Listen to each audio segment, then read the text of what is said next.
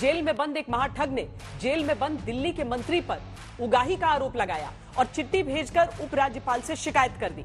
Jail में बंद महाठग का नाम सुकेश चंद्रशेखर है और जेल में बंद दिल्ली के मंत्री का नाम सत्येंद्र जैन। सुकेश ने अपनी चिट्ठी में लिखा कि सत्येंद्र जैन ने उनसे प्रोटेक्शन मनी के तौर पर 10 करोड़ की वसूली की।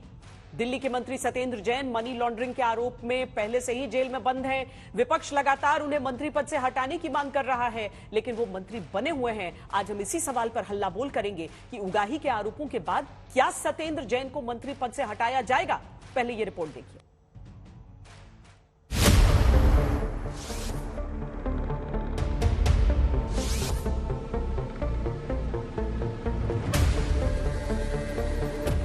अपने दौलत के जाल में फंसाकर बॉलीवुड अभिनेत्री जैकलीन फर्नांडीज की मुश्किलें किसने बढ़ाई? जवाब है सुकेश चंद्रशेखर। कौन है वो जिसने बॉलीवुड की हीरोइन नोरा फतेही को करोड़ों रुपए का तोहफा दिया? जवाब वही है, सुकेश चंद्रशेखर।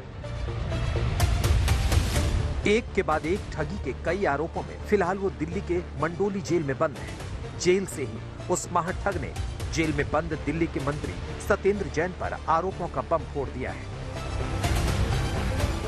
सुकेश चंद्रशेखर ने सत्येंद्र जैन पर उगाही के आरोप लगाए हैं और दिल्ली के उपराज्यपाल को चिट्ठी लिखी है।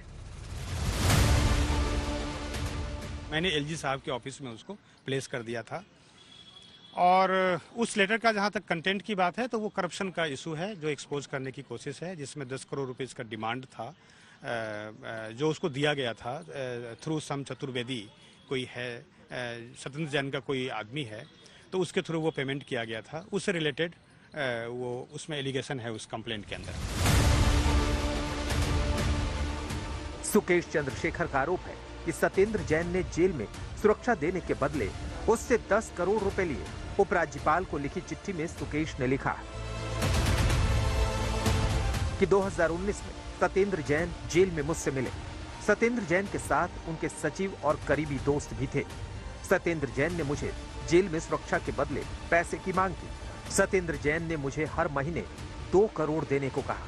सत्येंद्र जैन ने डीजी जेल संदीप गोयल को भी 1.5 करोड़ देने को कहा।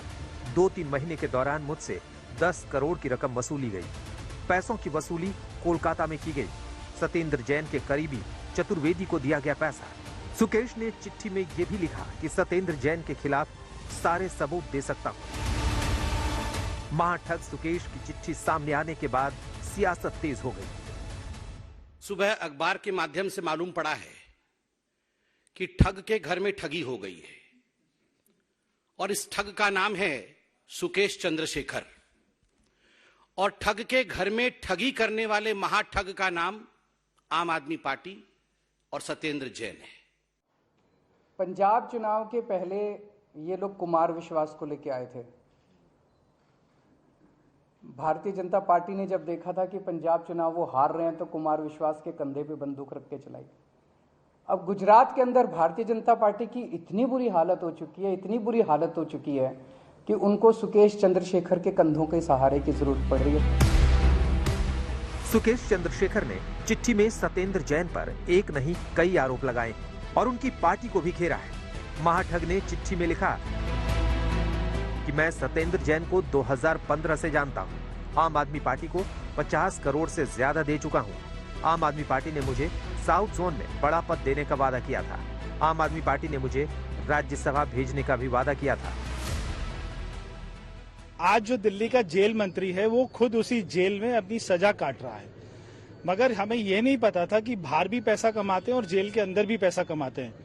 परसों मोरबी हादसा होता है, कल 24 घंटे सारे टीवी चैनल्स मोरबी का मुद्दा उठाते हैं और आज अचानक टीवी चैनल से मोरबी गायब हो गया और सुकेश चंद्रशेखर के आरोप जो हैं वो आ जाते हैं। तो लगता नहीं कि मोरबी से ध्यान भटकाने के लिए ये एक कंप्लीटली फिक्टिशियस, कंप्लीटली फर्जी स्टोरी एक प्लांट की गई है।